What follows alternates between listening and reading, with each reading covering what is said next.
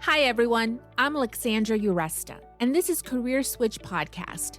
This show is here to encourage you to take action with whatever career change you're considering or working on. Maybe you're trying to switch industries or professions or break out on your own and start a business. In some episodes, I talk to people who've made their own career switch, whether by choice or circumstance. They share the good, the bad, and the truth about their journey, including what worked for them and what didn't. In other episodes, I speak with experts who offer their best career advice on challenges that can come up during the process of making a career change. After all, it takes guts to switch things up, and it's not easy. However, it is possible. So, I hope you hear something in this episode, an idea, a suggestion, a piece of advice that'll spur you into action with your own career switch, whether it's taking that first bold step or trying something new. Welcome. I'm glad you're here. With all the layoffs going on in journalism and media lately, I wanted to make an episode of Career Switch Podcast specifically for editors. This topic hits close to home for me because I was a research editor and worked in women's magazines for many years until 2018 when I was laid off. Layoffs were the norm at the publisher where I worked, and unfortunately, layoffs are still happening on a regular basis in journalism and media. CNN, Spotify, NPR, Gannett, ABC News, the LA Times, Vox Media, and Dotdash Meredith are just some of the media companies that have laid off part of their staffs this year so far. For this episode, I turned to someone who knows both sides of the story. Chandra Turner was a top editor at consumer magazines such as CosmoGirl and Parents before she left the industry herself in 2017. Today, she is the founder of The Talent Fairy, a recruiting agency that specializes in placing editorial talent. Chandra works with large corporations, startups, and nonprofits across a variety of industries, including telemedicine, venture capital, real estate, and e-commerce. And she connects these companies with editors and content creators. She's also a career coach who helps editorial professionals transition out of traditional media. In this episode, Chandra and I talk about how media is changing and how editors can make a career switch to other industries that need their editorial skills. We also cover the biggest challenges many editors face when changing fields. Hi, Chandra. Thanks for joining us today. Let's dive in. With all the recent layoffs in journalism and media, many editors and content creators are looking to transition out of media. How is the industry changing? It's changed immensely in the last 20, 25 years, and even more so in the last 10. So we don't really have an industry anymore for people like me and you. Now suddenly, all of corporate America, all of nonprofits, every work organization now needs people who create content, edit content, produce content, move content through its process. So now the industry has blown up. So in a way, that's really wonderful because there are more opportunities, but it also makes it a little unnerving and scary because it's not what we're used to. We're used to working in, at least you and I were in a media industry that was very insular and tight-knit, and we understood what our jobs were, and we understood what the job was above that job, and we all hired within this kind of bubble, so to speak, and that is changing. Now corporations are creating media just like media companies create media. So that is the biggest change. What are some examples of corporations that are becoming these new media companies? Brand publishing is where there's a lot of growth. And brand publishing is essentially when a brand acts like a media company. A great example of this is Bloomberg. So if you think back, like they were really the original brand publishers before we were calling brand publishers. It was the software that was on the floor, right? And what traders used in the financial world. Well, then Bloomberg started a magazine, and it was and is a journalistic magazine. And he became a publisher and a very respected one. So if you think of it that way, now we have Restoration Hardware, for instance, creating a magazine and media product. We have Red Bull that has a media company attached to it. Chase, which just bought The Infatuation, which is kind of like a timeout New York or timeout period, timeout, all across the country. General Mills, for instance, that's another one, creating food content, just like a magazine brand, a media brand would have done many years ago. So it's this total shift of what does it mean to be a media company? What is a media company? And there's all these possibilities that we just didn't know about before. And for the layoffs, who's been most affected? Yeah, so most of the layoffs we're seeing are in media and in tech, and where tech intersects with media. So, a lot of the startup places that, brought on editorial like people, but they were like, well, if you're not bringing in the money, then we're going to cut your position. So a lot of that changed in the last 6 months. I'm sure that you're aware, and a lot of people are aware. Media has always kind of gone in this like up and down cycle. When we contract, when corporations decide to cut, they tend to cut their public relations, their communications, their advertising, and then ad-supported media doesn't get the advertising dollars. So then they end up having to cut as well. So that's exactly what's happening right now. On top of that, we have this whole shift that I was just talking about, where brands have decided they're going to create their own content rather than advertising or trying to pitch their content to media brands. So it's kind of like, well, why do we need the traditional media companies anymore? As they're thinking, we'll just create it ourselves. So that's created a crunch for ad-supported media. And ad-supported media, I just mean like magazines with advertising in it. Digital journalism, think about BuzzFeed News. They just closed their news division. And it's not that the content wasn't fantastic, it's just that they don't have the advertising to support it right now. Right. And obviously, like news organizations like CNN and Gannett, and even podcasting has been Oh, and affected. even podcasting. Yes, absolutely. We're all feeling the crunch across all kinds of media. I would like to say that, those people that were laid off in media have a lot of opportunity to move on to roles that are outside of ad-supported media. I think that there's hope for us editor types. Yeah, let's talk about that. In fact, you have a series on social media called Why Editors Make the Best Hires. I saw that you even have it as a hashtag. Yes. So, what are some reasons that editors make the best hires? Editors, I believe, and of course I'm biased because I'm a former editor. I worked for 25 years as an editor, mostly in women's magazines, Parents. I worked at Condé Nast, which has Glamour. I worked at Hearst, which has Cosmo and CosmoGirl. So I feel like we really understand audience. And I talk to other people who hire editors, and they find the same is true. So editors were trained and kind of have this, it's almost instinctual gut of knowing what a reader wants on a very true and authentic level, rather than selling something to somebody. They don't think about the end result of them buying the product. They think of the end result of connection. And so that is really the secret sauce of what makes an editor a great hire for your company, who is trying to connect in an authentic way to your consumer. And there are a million ways to say that. And I have made a series for the last 3 years where I have a new quote every month or two.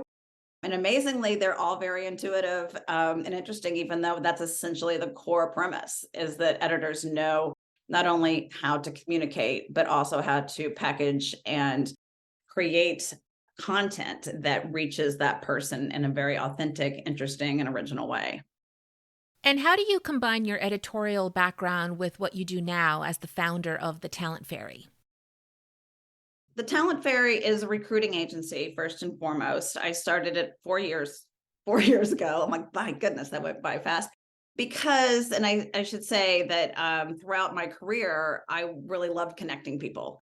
I just got a thrill off. It's like being a matchmaker, like for dating. It's like you know somebody who could be really great, and you know somebody else who's looking for somebody that has their same skill set, and you match them together. So I've been doing that throughout my career just for fun, and always said, well, if I'm ever going to go out on my own, I'm going to start a recruiting agency. So that's very much what I did. So I now work with companies, and they can be media companies, but more often they are non-media companies who are looking for people like you, like me, like the thousands of people that are in my database and that I'm connected to. They're looking for them, and I help them find them. So they come to me, they hire me. They're like, I want a head of content for my new luxury bedding company. And I find that person and place them for them. So that I find really fun. I love to, reconnect with people.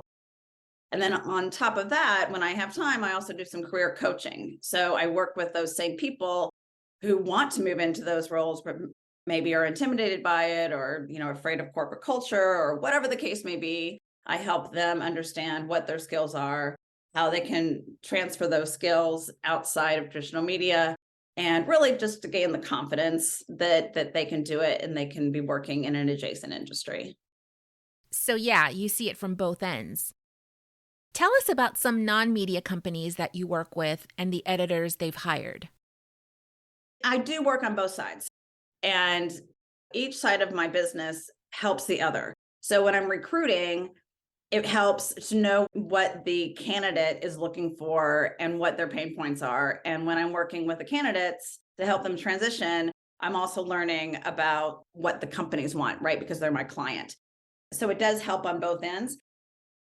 I've been very lucky that I've had a variety of companies that have come to me, and I never know who I'm going to get next. So I've worked with a real estate company, a VC, venture capital firm, a luxury bedding company, a fashion e-commerce site, a health telemedicine company, a health nonprofit agency, a relationships app. I mean, it runs the gamut. So there are so many different subject matter expertise and passions that they need, right? Because the relationship app wants to have somebody that understands what it's like to be dating today and using dating apps. And luxury bedding company needs to have somebody who really understands thread count and how things are tailored and created and what the trends are this year and interior designer connections and all of that. So I reach out to people who I know in my network, and that could be, people that I've worked with, or people that I've worked with who recommend them, or just people that I'm connected to. So for that luxury bedding company, I reached out to a woman who had previously worked at Martha Stewart. No surprise, right? And then she had gone on to work at some other, home interiors brands and companies. And when I was hiring for the VC firm, I reached out to a woman who was also a founder herself. She started a newsletter for teenagers. She worked at Teen Vogue. She worked at The Cut. So, there's always the right person there. Now, when these non-media companies come to you, are they looking for editors, or do they come to you not knowing what they want? Most of them come to me because they know that I'm an expert finding editorial people. So they have already kind of gone over the threshold of editorial, and they want editorial-like content. So that's why they're coming to me, because they know that I'm a specialist in that. Occasionally, it'll be that they know they want content and they want good content, but they don't know exactly what it is or what they want. And in those cases, I have to really explain to them what an editor does that is going to be creating, brand publishing or content marketing versus promotional ad copy, and why the people that I will more likely bring to them are going to want to be authentic in their storytelling, and they're not used to being, advertising and marketing background. But for the most part, they come to me because they really want editors, and they want the secret sauce that editors have, and that journalistic sensibility and journalistic judgment too, like the ability to know what makes a good story, what is appropriate, all the things that you learn as a journalist. So companies are realizing, right, that they need editors versus people with marketing backgrounds, advertising backgrounds, public relations backgrounds. Yeah, I mean, it's interesting because they still need all those other people. There's no question. I mean, they still need marketers, they still need advertisers. Editors are an addition in the sense that we look at things differently and we're creating content differently. And they recognize if they're going to create content that is not just to sell, but is to educate or entertain or influence in a way that is beyond just selling the product, that they need to go to somebody who's an expert in that. Luckily, here we are. Yeah. A lot of us are available. That's right. Let's talk about the differences since you've mentioned content marketing, brand publishing, and when we first spoke, you also told me about branded and sponsored content Mhm. and affiliate marketing. Yeah. They do tend to be used interchangeably sometimes, and I recognize they all kind of have the same words in them. And it's a shame that they aren't easier to define. I'd love to be able to redefine them myself. So, no shame if you don't know all the differences between these things. Content marketing is essentially creating content that is the end result of creating brand affinity, right? So, in some way. So, it is having the rub off effect. Sometimes that is much more promotional, drives back to a product. Sometimes it's just in and of itself, it's creating a nice brand experience in the sense that you would recognize that Peloton, for instance, is doing stories about how to stretch or the importance of warm-ups or whatever, but it feels very much like maybe a women's health used to do or a Self magazine used to do. So they're doing that kind of content that enriches their consumer, that is maybe going to drive back to their site or be on their site next to one of their workouts or one of their products. So that's kind of traditional content marketing in a very, very simplified way. Brand publishing is, like I was using the Bloomberg example or the Red Bull example, where they're creating an independent product that is an editorial product. It is completely separate. It's a product in and of itself. So they are acting like a publishing company. Branded and sponsored content, to just push them together for simplicity's sake, is when a media company or a media outlet is creating content in partnership with a brand. So they could be working with a Peloton or with Kraft Foods or whatever to create content that is then going to be distributed on the media platforms. So for instance, Hearst Made, which is a agency within Hearst magazines, works with brands, let's say L'Oreal, on a story about female founders. Maybe it doesn't have anything to do with mascara, but they have their mascara product is sponsoring that content. So that is branded or sponsored content. Affiliate is when product guides and shopping content is living on a media or even a non-media brand, and the creator of the content is getting a cut of every single product or service that they are recommending through those links. Wirecutter is a great example. So you could go onto Wirecutter and you can see all the best products for Father's Day and click right through those to a grill. And the New York Times will get a cut of the revenue from the sale of that grill. So that has been a huge revenue driver for media companies because they're getting essentially advertising money, it's affiliate money from partners outside of traditional advertising. So you'll see that a lot of the jobs that are listed are for shopping editors, for product review editors, for writers who understand particular, gear and product markets. Okay, well, thanks for those explanations because a lot of us may be used to the term custom publishing. Yeah, custom publishing is essentially like branded content. So custom publishing is like back in the day, and not to say this can't still be the case, Marriott wants to create a magazine.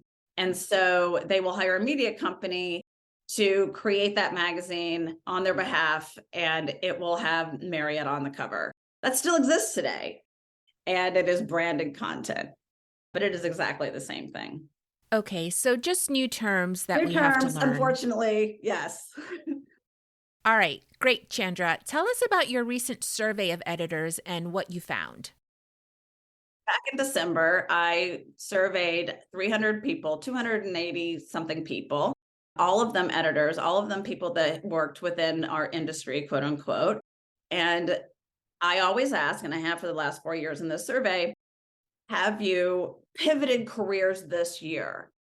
In previous years, it wasn't really a significant finding. This year, a third of the people who took the survey had actually pivoted. That was mind-boggling to me, that a third of them within the year. So that's a lot of people who have moved from traditional media into these other areas. And I asked them what areas they moved into: content marketing, brand publishing, affiliate marketing, comms, and publicity. So it is definitely happening. There are other people who are doing it and doing it successfully. One other thing I just want to add is that when they do move, I asked, are you happy with your move? And 91% were happy in their new role. That's That's pretty really good good. and encouraging. Yes, yes. Yeah, that there's life outside of media. Because a lot of us were in media for so long. I myself was in women's magazines for 20 plus years, as were you. Yep. And then you have to make that shift, especially after a layoff. First, you have that shock of the layoff.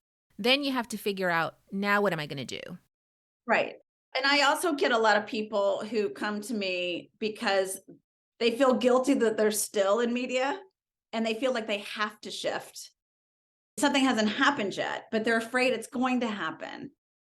So I see that just as much as I see people who are laid off and they're actively looking, because, it's a volatile industry. Yeah, no, I remember at Meredith. I mean, we knew layoffs were coming, Yes. like every season, basically. Every quarter. Yeah, every quarter we would start to get nervous. Yes. Yeah. So, for your coaching clients, what are some of the biggest challenges they face when they realize that they do need to leave media? The number one thing is that you have to realize you can do it. And the confidence and understanding that you really do have a full skill set, especially if you're moving into an adjacent industry like one of the ones that I've talked about. That's the hardest thing to get past, is that, yes, you can walk in and do this on day one. You have the skills. Just understanding that and owning that is the biggest challenge that I see with all of my coaching clients, and even with my recruiting clients when I'm tapping them to move from traditional media into a corporation environment. What people tell me, especially on the survey that I just did, when I ask what it was your biggest challenge actually in when they moved, it's the terminology. We are just talking about the difference between branded content and content marketing and affiliate and all that. That's nothing like going into a bunch of acronyms at a corporation where, everybody is used to using these terms and you don't know what they're talking about. That is the biggest hurdle. But frankly, if that has to be the biggest hurdle, like, it's a good one, because you can always Google it. You can always, pretend that you know what you're doing. Or you know what? Frankly, just freaking ask, because the idea is that they are bringing you in for your expertise as a journalist, as a writer, as an editor. And maybe you don't know all of the marketing terminology, or maybe you don't know what these acronyms stand for. So asking and learning, oh, that's not that big of a deal. So, it's more of a mental challenge. Absolutely. I mean, most people who make the shift over, and I think that this is why their success rate and their happiness rate is so high, is because they can do the jobs. That's not the challenge. It's just knowing that terminology. And so it's just kind of like going into a different country and learning the language. And it takes a little bit to get acclimated. And you're going to feel a little unsure because you don't know maybe 100% of what they're talking about all the time. So, you're just like any other new employee that's coming in. And, it's hard because, you're shifting outside of this industry that was so tight knit and it had its own language and its own terminology and whatever that we were very used to. It takes a little bit. So you just have to be patient with yourself and not be afraid to ask questions. I was trained when I switched from women's magazines to healthcare advertising. I had to learn AMA style, that's the American Medical Association style of editing, and I learned it on the job. So I just want to point out that many companies are willing to train you. Well, they don't have any choice. If they want to get our goods, then they have to, right, they have to teach you the AMA. If they want to get a really great medical researcher who knows what the heck they're doing, then it's like, okay, so then we'll teach them this little, extra little thing within our industry. Okay, Chandra, tell us about your services and where listeners can find you. So you can find me at thetalentfairy.com and follow me on social media. No surprise, I live on LinkedIn. So please come and follow me, or link in with me on the platform, and maybe we can have a sidebar conversation as well. I saw that you have about 21,000 connections on LinkedIn. Wow, I think that's the most I've ever seen. Well, that is what I do, that is what I do. Yeah, so you definitely have a great network. You also have events and offer career boot camps for editors throughout the year. How can listeners learn more about those? Check my website, follow me on LinkedIn. That's where I offer programming that I have coming up, whether I have mentoring programs, I have boot camps for editors trying to transition. I have lots of skills-based events that are going on. I also, every time that I'm hiring or anybody that I know is hiring, I share those job postings on my LinkedIn. I also have a job board on the Talent Fairy, so you can look at the jobs that are posted there. Something that I've noticed about LinkedIn is when there is a big layoff in media, people are very open to connecting. That's the best part about LinkedIn. And I feel like it's been really lovely to editors recently, and the tech community too, and all of these layoffs that have happened in the last 6 months. And I say, use it to your advantage. Like, the sympathy, it only lasts for a couple of weeks until the next big layoff. So use it to your advantage and get that sympathy, reconnect with lots of people. Yeah, and there are also LinkedIn groups for editors and content creators who have been laid off to share information. And jobs, and they're really good about sharing jobs, which is important. Yeah, one group is called LinkedIn for Journalists. Another group is Magazine Editors Network, and I'll link those along with other resources in the show notes. All right, as we wrap up, do you have any last words for our listeners who are editors looking to make a career switch out of media? I mean, I feel like, the most important thing is have the confidence that you can shift. And sometimes you just need to have conversations with people who have already made the shift, whether it's into the exact kind of role that you want to move into, or just something similar, because you know where they came from, and then you can see yourself in that. And asking questions, and especially for these types of people, you are journalists, you are editors, you're inquisitive people. So use that to your advantage and learn a little bit. And the more you learn, the more confident you're going to be. And the better you're going to come across in interviews, the more confident you're going to be when you're writing your letters of interest, all of those things. So I highly recommend that you reach out to other people. And, there's lots of them out there. Thanks to Chandra Turner for being our guest today. You can connect with her on LinkedIn and on her website, thetalentfairy.com. You can find links to the resources mentioned in this episode and more helpful information in the show notes and on our website, careerswitchpod.com. So what's your career switch? Are you motivated to take action after listening to this episode? Tell us at careerswitchpod.com. We'd love to know, along with any feedback you have about the show. Let us know too if you'd like to be a guest. Follow us on Instagram, Facebook, and LinkedIn at CareerSwitchPod.